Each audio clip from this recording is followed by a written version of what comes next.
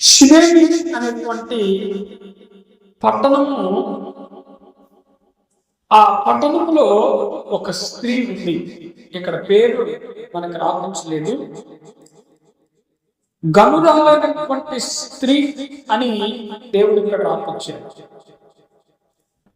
గనురాలైనటువంటి స్త్రీ అని ఎందుకు రాపించాడు అంటే, ఎంతో ఘనత వహించినటువంటి స్త్రీ అన్నమాట. ఎంతగా అంటే ఆ ప్రాంతంలో పేరును, ప్రఖ్యాతిని, గౌరవమును, మర్యాదను ఆ ప్రాంతంలో ఆమెకు, ఆమె భర్తకు, ఆమె కుటుంబానికి ఇవన్నీ కూడా దక్కుతూ ఉన్నాయి. అంటే గొప్ప మాటలు చెప్పాలి అంటే, ఆ కుటుంబమునకు ప్రతి ఒక్కరు కూడా ఎంతో గౌరవమును, విలువను ఇస్తూ ఉండేటువంటి వారు. అందుకనే అక్కడ దేవుడు చెబుతూ ఉన్నాడు, షినేమి పట్టణంలో గనురాలైనటువంటి ఒక స్త్రీ అక్కడ ఉందన్నమాట. ఒక స్త్రీ ఉంది. అయితే దైవజనుడు అంటే ఎలీషా అనేటువంటి దైవజనుడు ఆ షినేమి పట్టణమునకు పోయేటువంటి మార్గములో వెళుతూ ఉండేటువంటి వాడు. అర్థమవుతుందా మీకు? దైవజనుడు ఎలీషా అనేటువంటి దైవజనుడు ఆ షినేమి ఆ పట్టణానికి పోయేటప్పుడు అనేకమైనటువంటి మార్గాలు ఉంటాయి. అయితే ఆ గనురాలైనటువంటి స్త్రీకి ఇంటికి ఎదురుగా ఒక మార్గం ఉంది.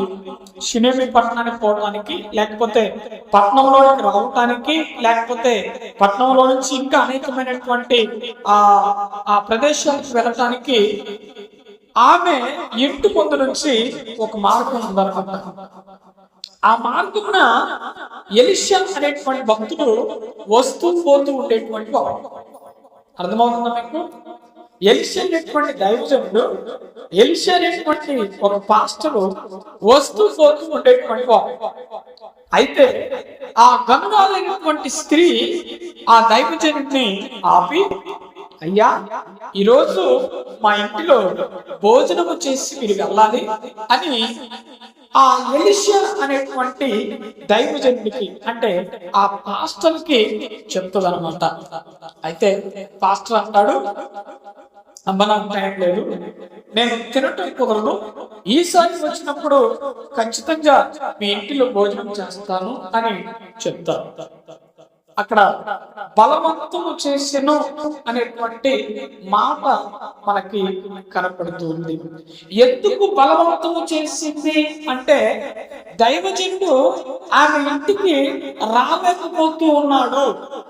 ఏదో కారణాన్ని బట్టి ఎక్కడైనా ప్రార్థన ఉండొచ్చు, ఎక్కడైనా ఎవరితోనైనా కలవటానికి వెళుతూ ఉండవచ్చు, ఏదో ఒక పని మీద ఆయన బయలుదేరుతూ ఉండవచ్చు. అందుకనే ఆయన ఆ ఇంటికి బహుశా రాను అని చెప్పినా కూడా ఆమె వదిలిపెట్టకుండా ఎలీషా అనేటువంటి దైవజనుడిని బలవంతం చేసింది. అర్థమవుతుందా మీకు?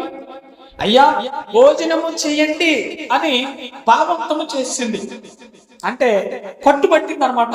ఇక మీరు మా ఇంట్లో ప్రతిరోజు ఏదో ఒక సాగు చెప్పుకుంటూ పోతా ఉన్నారు. మీరు మా ఇంట్లో భోజనం చేయమంటే ఏదో కారణాన్ని బట్టి మీరు వెళ్ళిపోతూ ఉన్నారు. ఈ రోజు ఖచ్చితంగా నువ్వు మా ఇంట్లో భోజనం చేయాలి, భోజనము చెయ్యండి, నువ్వు వెళ్ళొద్దు అని కరాఖండిగా ఆమె చెప్పేసి, ఇక దైవజనుడు ఏం చేశాడంటే భోజనము చేయడానికి సిద్ధపడ్డాడు. హల్లెలూయా. దైవజనుడు ఒకరోజు ఆ ఇంటిలో భోజనం చేశాడు. గనురాలైనటువంటి షినేమి పట్టణంలో ఉన్నటువంటి గనురాలైనటువంటి స్త్రీ యొక్క ఇంట ఎలీషా అనేటువంటి భక్తుడు భోజనము చేశాడు. హల్లెలూయా. భోజనం చేసిన తర్వాత మరి ఆ మార్గమున అదే దారిలో ఉంది ఇల్లు. ఆ షినేమి పట్టణం ఆ పోయేటప్పుడు అదే దారిలో ఉంది ఇల్లు. అయితే ఆ మార్గమున వస్తూ ఉన్నప్పుడల్లా ఆ దారిలో ఎప్పుడైతే ఆయన వస్తూ ఉన్నాడో, ఎప్పుడైతే ఆయన పోతూ ఉన్నాడో, అప్పుడు వచ్చినప్పుడల్లా కూడా ఆ ఇంటిలోకి వెళ్ళి భోజనము చేసేటువంటి వాడు. హల్లెలూయా. ఆమె కూడా దైవజనుడు వచ్చినప్పుడల్లా కూడా భోజనము పెట్టి పంపించేదన్నమాట. హల్లెలూయా, హల్లెలూయా. ఇక్కడ మనము చాలా జాగ్రత్తగా గమనిద్దాం. ఎందుకు ఆమె భోజనం పెట్టింది అంటే, దైవజనుడు కాబట్టి, దైవజనుడు నా ఇంటిలో అడుగు పెడితే ఖచ్చితంగా మా ఇంట్లో భోజనము చేస్తే నాకు దేవుడు మేలు చేస్తాడు అనే ఉద్దేశముతో, నాకు దేవుడు ఏదో ఒక సహాయం చేస్తాడు అనే ఉద్దేశంతో ఆమె భోజనం పెట్టడం ఏం చేసింది, మొదలు పెట్టింది. హల్లెలూయా, హల్లెలూయా. అయితే చాలా జాగ్రత్తగా వినటానికి ప్రయత్నించాం. అయితే ఇంకొక విషయం ఏంటి అంటే, ఆ స్త్రీ ఆమె ఎక్కడ నివసిస్తుంది అంటే, తన పుట్టిల్లు అంటే పుట్టిన ఊరిలో నివసిస్తుంది. ఆమెను ఇచ్చింది వేరొక ఊరు ఆమె ఇచ్చారు. అయినా కూడా ఆమె ఎక్కడ నివసిస్తూ ఉన్నదంటే, తన పుట్టింట్లో అంటే పుట్టిన ఊర్లో నివసిస్తుంది. ఎందుకు నివసిస్తుంది అంటే, ఆమెకి సంతానము అనేటువంటిది లేదు. హల్లెలూయా. ఏమి లేదట, సంతానం అనేటువంటిది లేదు. బహుశా ఈ సంతానము లేకపోవటం వలన ఆమెని ఇచ్చినటువంటి ఏ ఊరైతే ఉన్నదో ఆ ఊరిలో వాళ్ళ బంధువుల ద్వారా కావచ్చు, లేకపోతే వారి ఊరిలో ఉన్నటువంటి వారి ద్వారా కావచ్చు, అవమానం జరిగి ఉండవచ్చు, శ్రమలు రావచ్చు, శోధనలు రావచ్చు, ఇంకేదైనా కలగవచ్చు. ఆ కారణము చేత ఆమె ఎక్కడ ఉంటుందట, తన స్వజనుల మధ్య అంటే సొంత బంధువుల మధ్య, తల్లిదండ్రుల మధ్య, సొంత ఊరిలో, ఆమె పుట్టి పెరిగినటువంటి ఊరిలోనే ఆమె అక్కడ నివసిస్తూ ఉంటుంది. హల్లెలూయా. ఆమెకి సంతానం అనేటువంటిది లేదు. అయితే ఆమె ఆలోచన చేసి, నాకు సంతానం లేదు, ఇంత పేరుంది, ఇంత ఘనత ఉంది, మనకి సంతానం లేదు, దైవజనుడు ఈ మార్గమున వస్తూ పోతూ ఉన్నాడు, దైవజనుడికి భోజనం పెడదాం, దేవుడు ఏదో ఒక మేలు మనకి చేస్తాడు, ఏదో ఒక సహాయం మనకు అందిస్తాడు అని ఆమె నిర్ణయించుకొని, ఆ దైవజనుడు, ఆ పాస్టర్ వచ్చిపోయినప్పుడల్లా కూడా భోజనము పెడుతూ ఉండేటువంటి ఆమె. కొన్ని రోజులైన తర్వాత ఏం జరిగిందంటే, మనం కిందికి చదువుకుందాం. 9వ వచనం కాడ నుంచి మనం చదువుదాం. కాగా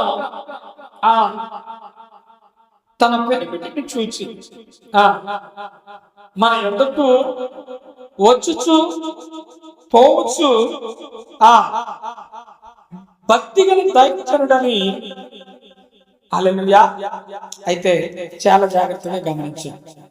తన భర్తతో ఆయన అంటుంది, ఆ స్త్రీ అంటుంది, అయ్యా, మన ఇంటికి వచ్చేటువంటి పాస్టర్ ఉన్నాడు కదా, మనం భోజనం పెడుతూ ఉన్నాం కదా, ఆయన గొప్ప దైవజనుడు అండి, గొప్ప దేవుని ఆత్మను పొందుకున్నటువంటి వ్యక్తి. ఆయన దేవుని బలమును కానీ దేవుని శక్తిని కానీ పొందుకొని ఎంతో భక్తి కలిగినటువంటి దైవజనుడు, ఆయన నేను గమనించాను అనేక సార్లు అని తన భర్తకి ఈ మాటలన్నీ కూడా చెప్తాం.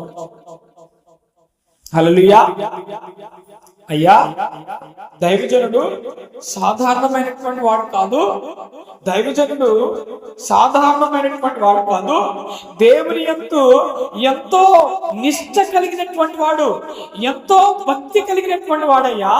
నేను గమనించాను, ఇదిగో వచ్చుచూ పోతున్నప్పుడల్లా నేను భోజనం పెడుతున్నాను కదా, భోజనం పెట్టిన ప్రతిసారి కూడా ఆయనలో నేను గమనించినటువంటిది ఏంటి అంటే, ఆయన గొప్ప భక్తి గల దైవజనుడని నేను గమనించాను.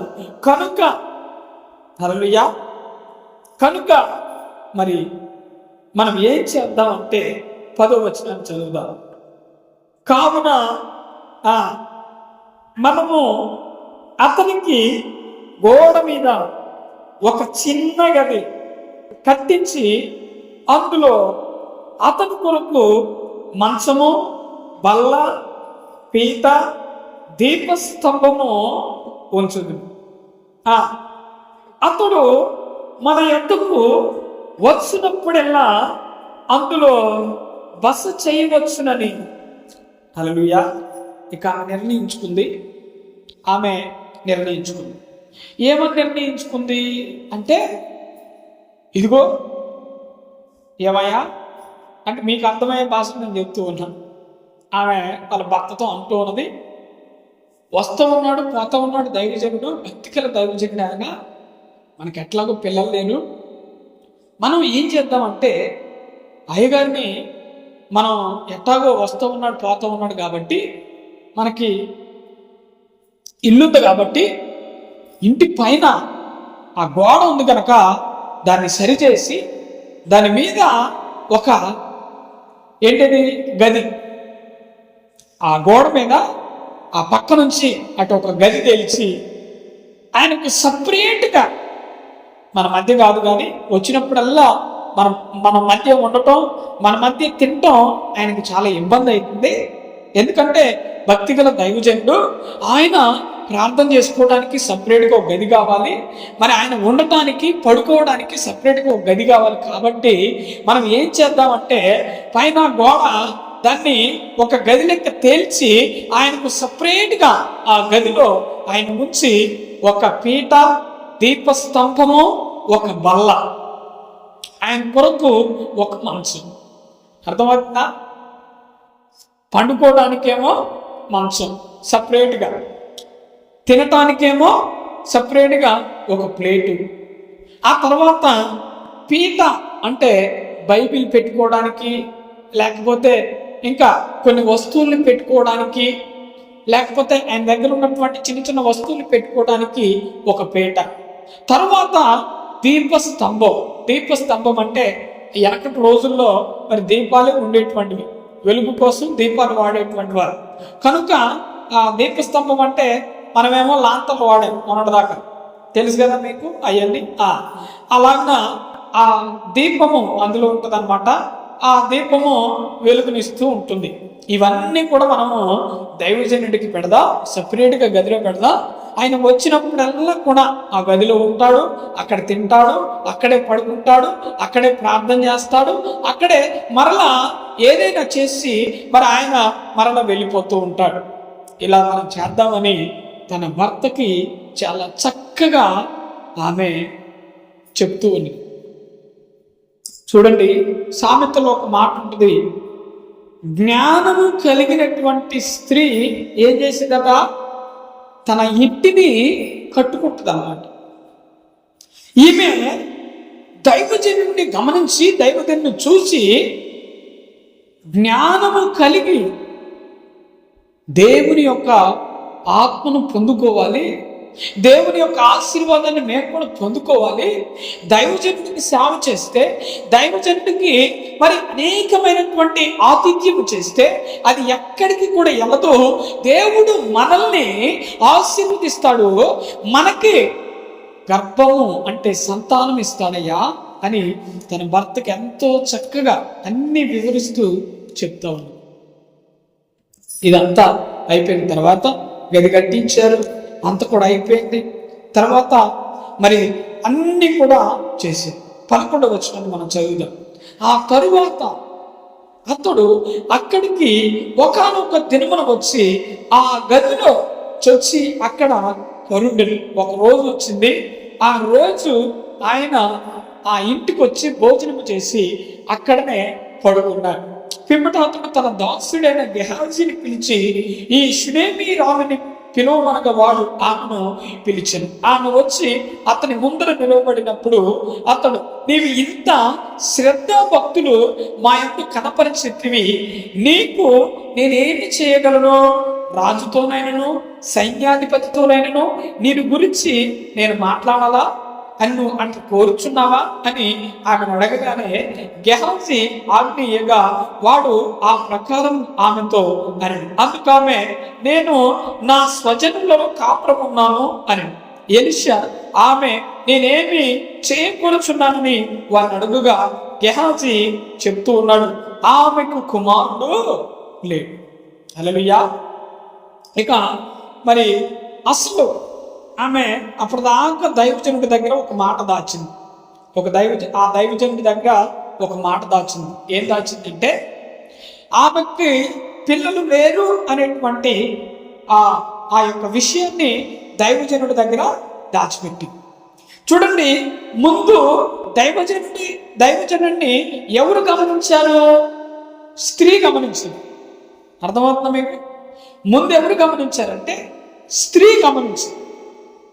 స్త్రీ గమనించిన తర్వాత దైవజనుడిని ఇంట్లో చేర్చుకున్న తర్వాత మరలా దైవజనుడు ఎవరిని గమనించాడు? స్త్రీని గమనించాడు. దైవజనుడు నిష్ఠతో భక్తి చేస్తూ ఉన్నాడని స్త్రీ గమనించింది. స్త్రీ కూడా దైవజనుడికి మనసులో ఎటువంటి కల్మషము లేకుండా పరిచర్య చేస్తుంది అని దైవజనుడు గమనించాడు. అందుకనే ఏమా నువ్వు ఇంత శ్రద్ధ భక్తులతోటి నువ్వు మాకు పరిచర్య చేస్తూ ఉన్నావే, వచ్చిపోతూ ఉన్నప్పుడల్లా మాకు భోజనం పెట్టి చక్కగా మేము పడుకోవడానికి ఒక గది కట్టించావు, ఇంతగా మాకు చేస్తూ ఉన్నావు, నీకేం కావాలి అని అడుగు అని తన దగ్గర ఉన్నటువంటి గెహాజీని అంటే తన శిష్యుడిని పిలిచి గెహాజీని అడగమని చెప్తారు. గెహాజీ ఆమె దగ్గరికి వెళ్ళి గెహాజీ అడగగానే ఆయనతో ఆమె అంటూ ఉన్నది, అయ్యా మాకు పిల్లలు లేదు, మాకు సంతానము లేదు. ఇక డైరెక్ట్గా చెప్తా ఉన్నది. అప్పటిదాకా ఆమె దాచింది, కానీ ఆమె డైరెక్ట్గా మరి దైవజనుడితో చెప్తా ఉన్నది, ఆ శిష్యుడితో చెప్తా ఉంది, మాకు పిల్లలు లేరయ్యా, మాకు సంతానము లేదయ్యా అని బయటకు చెప్పేసి. హల్లెలూయా. మనము ఇక్కడ గమనించవలసినటువంటి విషయం ఏంటి అంటే, దేవుడికి పరిచర్య చేస్తే, దేవుడికి సేవ చేస్తే ఆశీర్వాదం అనేటువంటిది ఎక్కడికి అస్సలు పోదు. మనం పోతుంది అనుకుంటాం కానీ ఎక్కడికి వెళ్ళదు. చూడండి, మనం బిచ్చగాడికి సహాయం చేసేటప్పుడు ఏమని సహాయం చేస్తాం? బిచ్చగాడికి చేసేటప్పుడు ఏమని చేస్తాం సహాయం? లేదు. బిచ్చగాడికి మనం సహాయం చేసేటప్పుడు మన ఇంటి ముందుకు వచ్చి, అమ్మా అయ్యా కొద్దిగా ఏదన్నా ఇవ్వండి, ₹1 ₹10 ఇవ్వండి అని అనగానే మనం ఏం చేస్తామంటే మన మనసులో ఒకటి మెదిలిద్ది. ఏం మెదిలిద్ది అంటే, మనం ఇతనికి సహాయం చేస్తే దేవుడు మనకి ఏం చేస్తాడు? చెప్పాలి. ఆయనకి సహాయం చేస్తే దేవుడు కూడా మనకి సహాయం చేస్తాడు. అందుకనే మన దగ్గర ఉన్న ఏదో ఆయనకి మనం ఇస్తాం. మరి బిచ్చగాడికి సహాయం చేసినప్పుడు దేవుడి దగ్గర నుంచి మనకు సహాయం వస్తే, మరి ఒక దైవజనుడికి మనము సహాయము చేసి దైవజనుడిని మనం ప్రోత్సాహపరిచి దైవజనుడిని మనం ఇంటిలోకి పిలిచి భోజనం పెడితే ఎంత దేవుడు మనకు సహాయం చేయాలి? మరి అర్థమవుతుందా?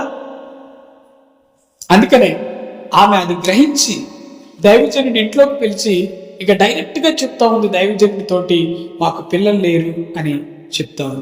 హల్లెలూయా, హల్లెలూయా. చూడండి, 16వ వచనాన్ని మనం చదువుకుందాం. 16వ వచనం, ఎలీషా మరుసటి ఏట ఈ ఋతువున నీ కౌగిట కుమారుడుండునని ఆమెతో. హల్లెలూయా. ఏముంటాడట? ఏమను బాధపడాల్సినటువంటి పని లేదు, నువ్వు చింతించాల్సినటువంటి పని లేదు. ఇన్ని రోజులు దేని గురించి అయితే నీ స్వజన్ను బట్టి నువ్వు అవమానపరచబడుతూ ఉన్నావో, ఇన్ని రోజులు దేని గురించి అయితే నువ్వు మదనపడుతూ ఉన్నావో, భార్య భర్తలు ఇద్దరు కూడా మరి దుఃఖపడుతూ ఉన్నారో, భయపడుతూ ఉన్నారో, దాని గురించి భయం లేదు. ఇదిగో ఇది మొదలుకొని, ఈ రోజు మొదలుకొని మరలా వచ్చే సంవత్సరం ఇదే ఋతువుకి నీ యొక్క ఒళ్ళో కుమారుడు ఉంటాడు. దైవజనుడు చెప్పాడు, మరలా ఈ ఋతువునికి నేను వచ్చేసరికి, లేకపోతే మరలా ఈ ఋతువు ఇదే రోజు వచ్చేసరికి నీ యొక్క ఒళ్ళో కుమారుడు ఉంటాడు, నీకు సంతానం అందిస్తాడు దేవుడు, నీవు బాధపడాల్సినటువంటి పని లేదు అని దైవజనుడు ఆమెకి ఒక వరం ఇచ్చాడు. హల్లెలూయా. ఏమిచ్చాడట? దేవుడి దగ్గర నుంచి ఆత్మను పొందుకొని ప్రార్థన చేసి, ఆమె గురించి ప్రార్థన చేసి ఒక ప్రవచనాన్ని ఆమె పట్ల ఆయన పలికాడు. ఆయన పలికినప్పుడు, ఆ ప్రవచనం పలికినప్పుడు మరలా ఆ సంవత్సరం వచ్చేసరికి అదే ఋతువున ఆమె యొక్క ఒళ్ళో ఎవరున్నారట? కుమారుడు ఉన్నాడు, సంతానం కలిగింది. మరి అందుకనే మనం గమనించవలసినటువంటి విషయం ఏంటి అంటే, ఇక్కడ మనము చేసినటువంటిది ఎక్కడికి కూడా వెళ్ళదు. మనము పరిచయం చేస్తూ ఉన్నాము అంటే ఎక్కడికి కూడా వెళ్ళదండి. అది ఆశీర్వాదం అనేటువంటిది ఎక్కడికి వెళ్ళదు.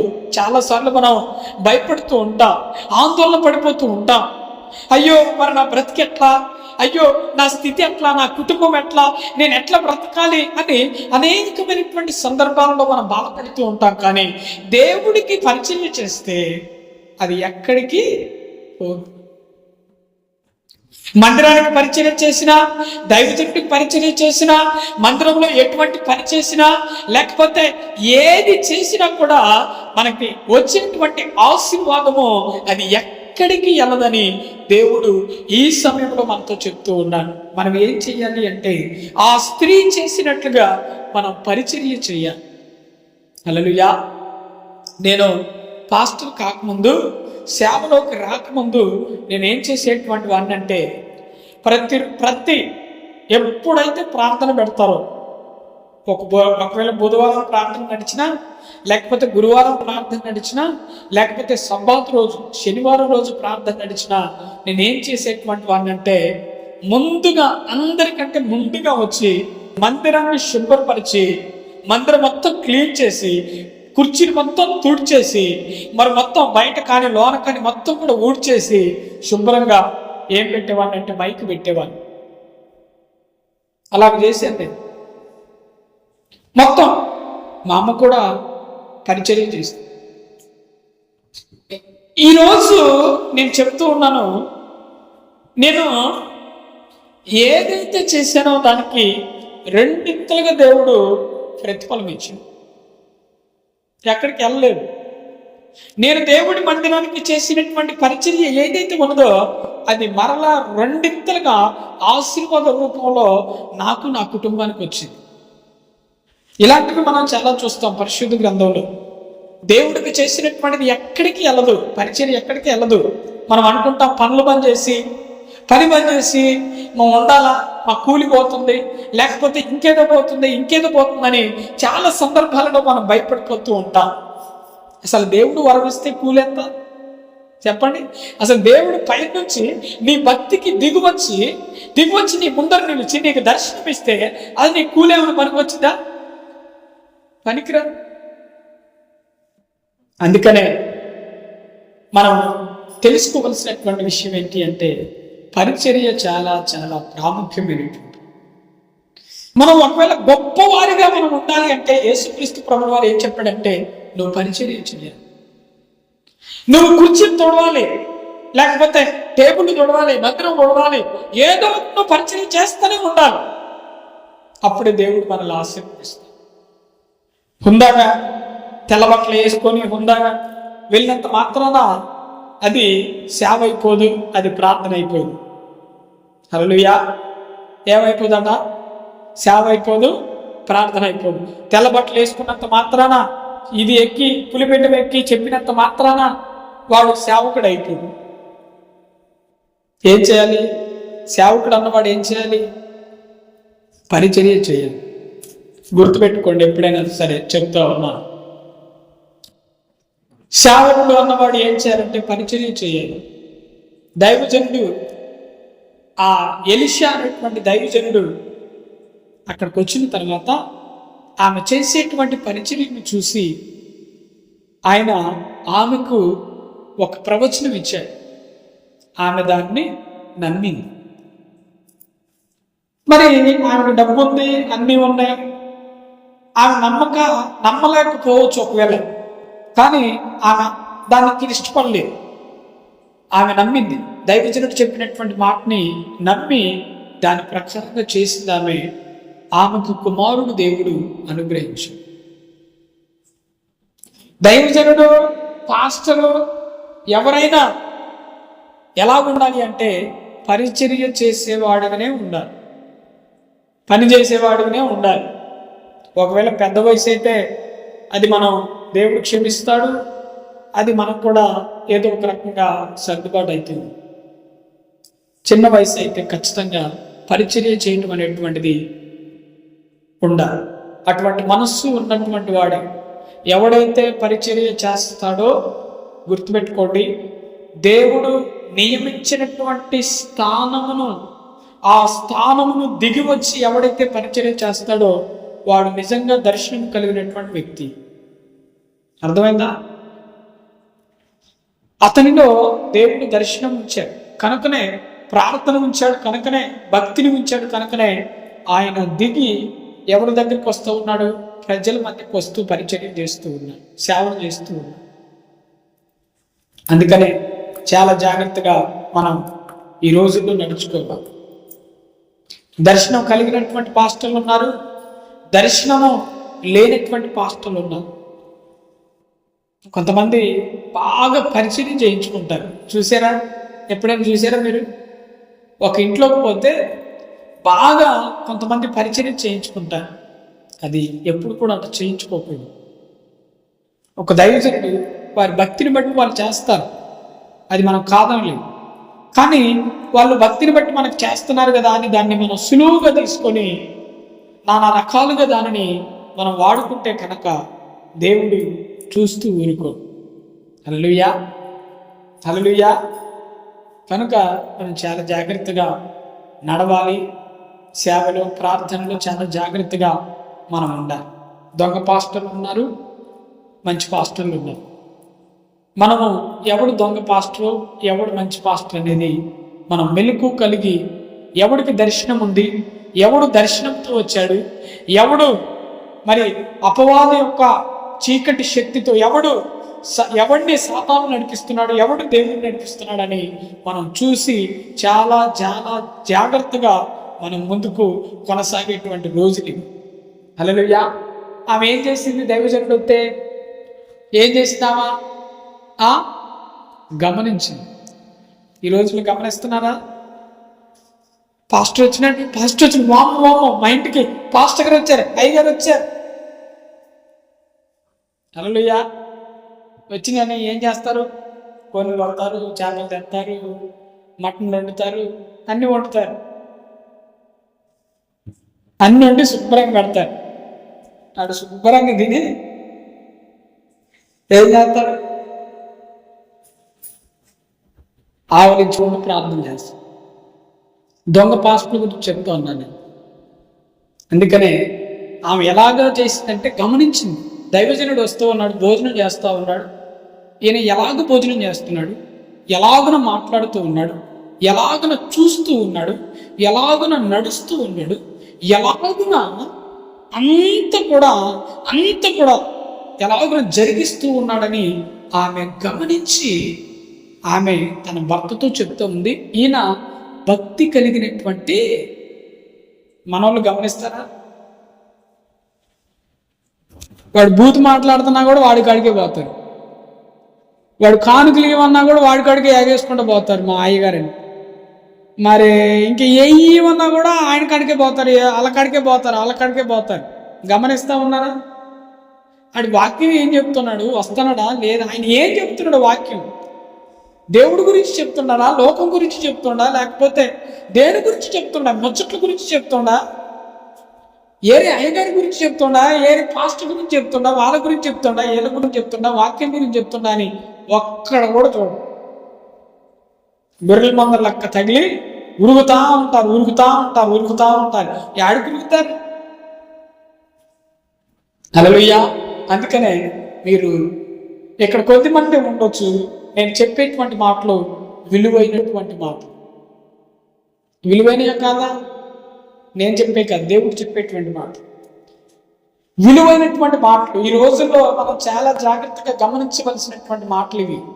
అందుకనే మీరందరూ కూడా మెలకువ కలిగి ఆ విధంగా షునేమీరాలు ఎలాగైతే పరిచర్య చేసిందో, భక్తి కలిగినటువంటి దైవజనులకి, భక్తి కలిగినటువంటి మరి అనేక మంది పాస్టర్లకి పరిచర్య చేస్తూ, మందిరానికి పరిచర్య చేస్తూ, మరి అనేకమైనటువంటి విధాలుగా నడిస్తే దేవుడు మనల్ని ఆశీర్వదిస్తూ ముందుకి నడిపిస్తుంది. హల్లెలూయా, హల్లెలూయా. ఈ కొద్ది మాటలు ప్రభు మన జీవితంలో ఫలింపజేయుగాక. ఆమేన్.